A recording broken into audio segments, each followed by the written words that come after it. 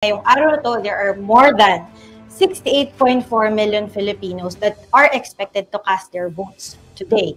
And this number is actually 4% higher versus the 2022 presidential elections. Pero sino-sino nga ba itong mga boboto ngayong araw na ito?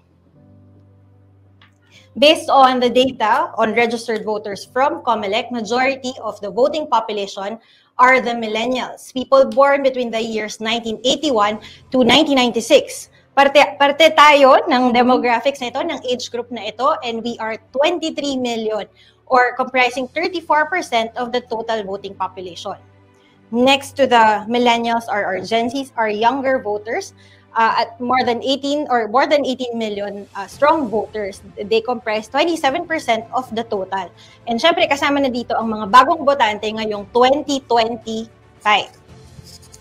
Susunod naman ang ating mga Gen X voters. More than 15 million sila this year, comprising 23% of the total. And our senior voters, voters 60 years old and above, na yun nga, ngayon nga ay kasalukuyang bumoboto na, no, para maiwasan nila ang mga posibleng mas mahahabang pila mamaya pag opisyal ng binuksan sa general public ang botohan. And they are more than 11 million or 17% of the total. Ngayong 2025, mas marami pa rin ang mga babaeng botante kaysa sa mga lalaking botante. 34.9 million versus 33.6 na male voters. Female voters outnumber male voters by 1.3 million. At siguro pwede nating tanungin sa ating resource person mamaya kung meron bang ibig sabihin bakit historically mas marami ang mga babaeng bumoboto dito sa Pilipinas. And just going back to the composition of the voting public, as I mentioned, Gen Zs are at 27%, our millennials at 34%, and together they are 61% of the electorate. So, sila ang nakakarami in terms of sino ang likely mag-shape ng resulta ng election na to. And these Gen Zs, our millennials, are our digital natives. So, focus tayo sa kanila because, again, 61% of the total voting population. These are the people who are on social media, spend so much of their time on social media, on the internet, and influenced by algorithm-driven content. Kumbaga sila o tayo, ayan, bahagi tayo ng millennial group. Gen Z, konti na lang. Millennial. Pwede pa. Sige, pwede pa. Pero kumbaga, millennials and Gen Z, tayo yung decision makers at kung ikaw ay tumatakbo sa posisyon, ay ito yung itatap mo, social media. Kasi sinabi nga ni Mon kanina, nasa social media, itong age group na to. I mean, imagine, look at the numbers. 61%.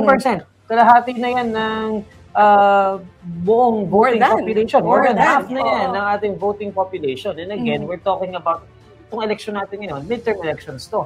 Hindi ito presidential, vice presidential elections na you're only given one parang choice. Kung isa lang pwede mo piliin sa posisyon na yun. Here, you have 12.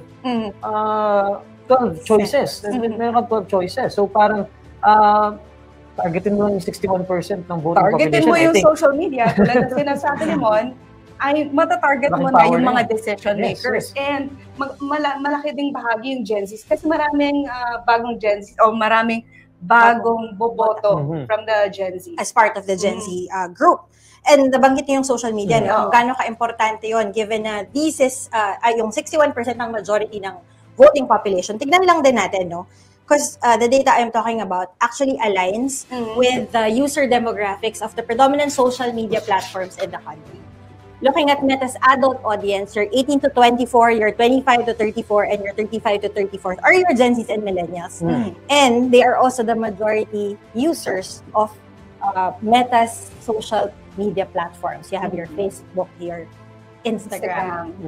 At masasabi natin na marami sa 61% na to ay kasama sa 91 million user base ng Facebook dito sa Pilipinas.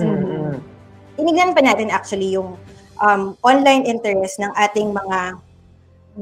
Kasi mahalaga itong interest. Kasi kung ikaw ay tumatakbo, ito yung mga tatargetin mo na, kumbaga, mga topics. Yes. Madalas ngayon, syempre, gutom, trabaho, yan yung mga pag-uusapan mo. Pero saan nga ba interesado itong generation to? Yung generation natin, ano ba yung mga madalas natin pag-usapan? Bukod sa sinabi mo kanina, skincare. Skincare. Oh. Kape. K-pop.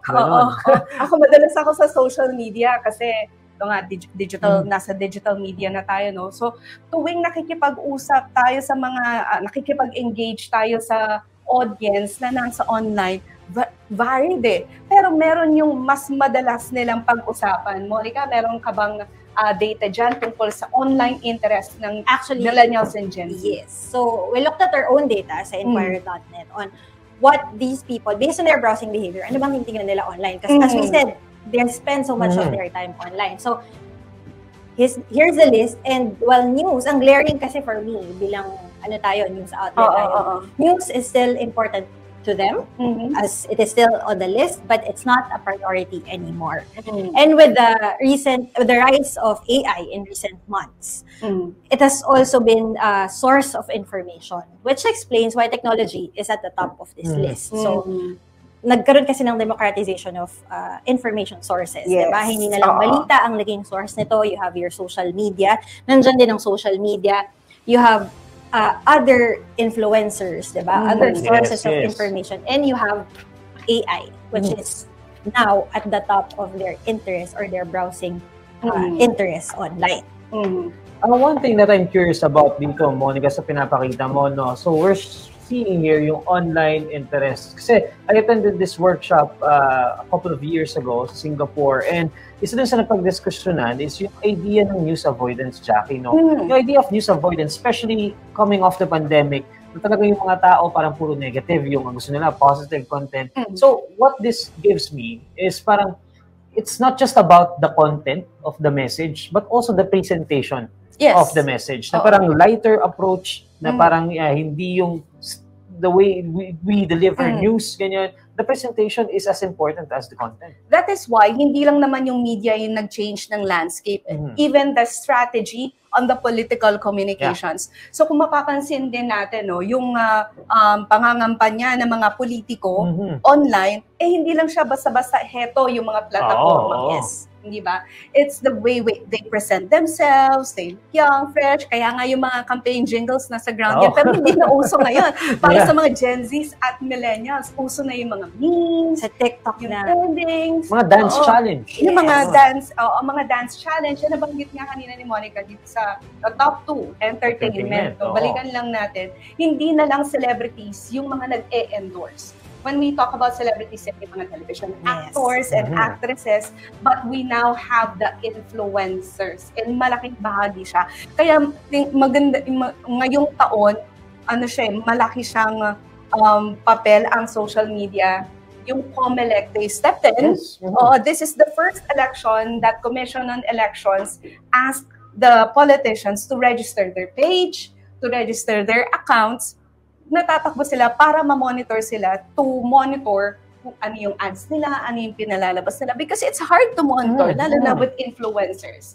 Lalo na with this ads sa social media. That's why there's entertainment. Kaya mahalaga yung number 2 na entertainment, and then there's technology yung binanggit ni Monica.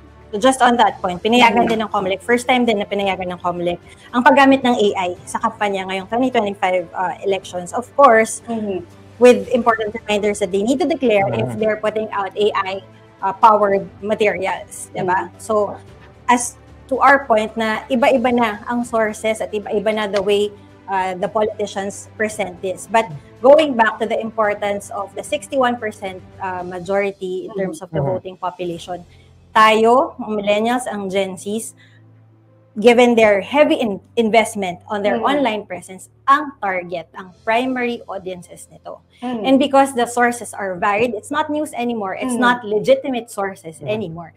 We need to be critical of these messages that are being presented to us as we decide on who to vote for today.